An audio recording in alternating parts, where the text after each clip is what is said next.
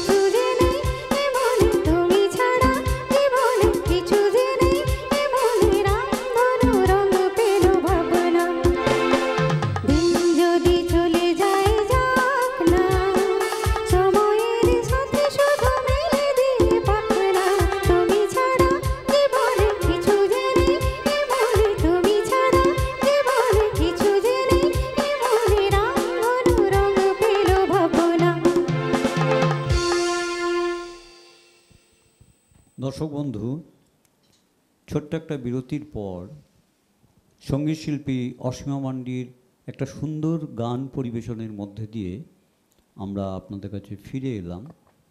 এবং এই গানটিতে অসীমা একটা বার্তা দিতে চেয়েছে। আশা করি আপনারা বুঝে নিয়েছেন যে দুর্গাপুজো মানে সব কিছু থাকবে, তার মধ্যে তো প্রেম ভালোবাসা থাকবে। এবং সেই প্রেমটা যদি হয় নিজের মনের মানুষের সঙ্গে। আর এই অসীমাকে সুস্থ করার পেছনেতে তার স্বামীর ভূমিকা অনবদ্য।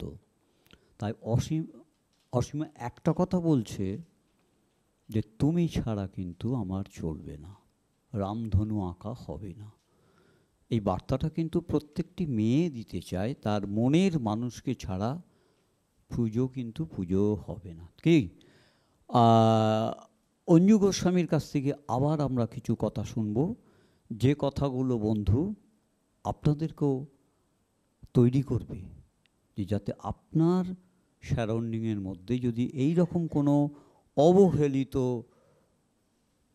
মানুষ থাকে, মেয়ে থাকে, ছেলে থাকে, আপনারা যাতে তার পাশে দাঁড়াতে পারেন। কি বলবেন আপনি, বলুন। হ্যাঁ, সুব্রতদার কথার রেশ ধরেই বলি, প্রত্যেকে অন্ততপক্ষে ভালো কাজ বেশি না করতে পারবেন, একটা করে অন্ততপক্ষে ভালো কাজ করুন। ভারতবর্ষে যত কোটি মানুষ আছে তাদের মধ্যে একটা করে করলেই দেখবেন প্রচুর হয়ে যাবে সে কাজটা। তার জন্য আলাদা করে আমাদেরকে কোনো পরিকল্পনা করার দরকার পড়বে না, প্রত্যেকের মানসিকতা থেকে এগিয়ে আসতে হবে। এবার আমি অসীমা সম্পর্কে বলি। অসীমার রক্তে গান আছে।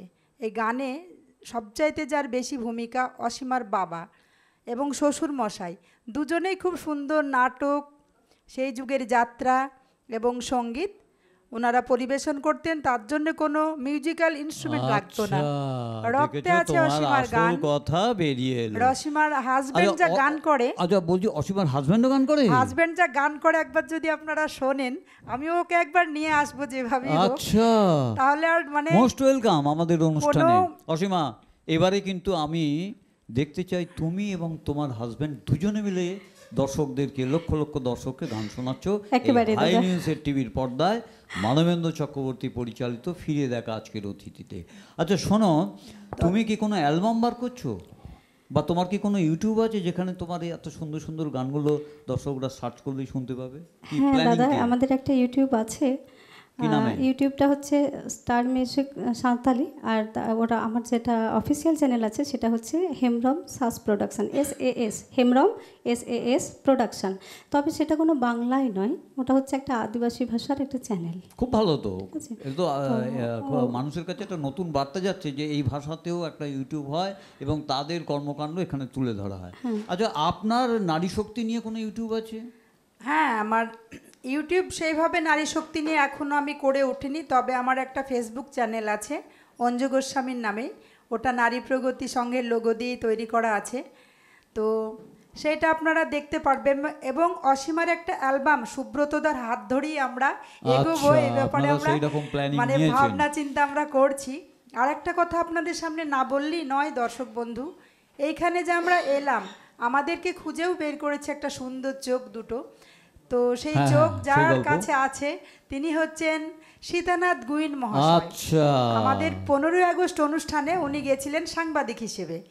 তো ওখানে গিয়ে উনি আমাদের সমস্ত কাজকর্ম এবং আমার বাচ্চাদের দেখার পরে মনে হলো যে আপনাদেরকে মানুষের সামনে তুলে ধরার দরকার, সেই জন্য আমাদের সীতানাথ গুইন মহাশয়কে অন্তরের অন্তঃস্থল থেকে অনেক ধন্যবাদ।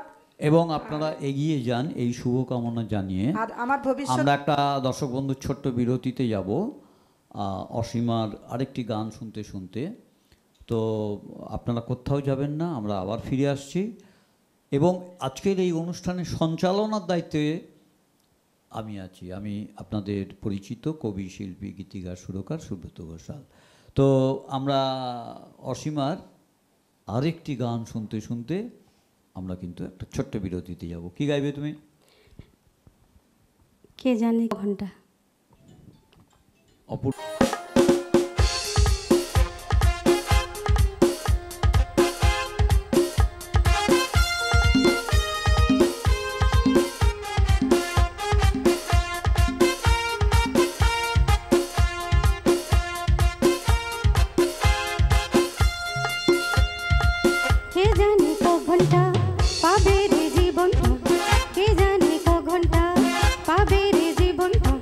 যেটুকু চোখে পড়ে মনে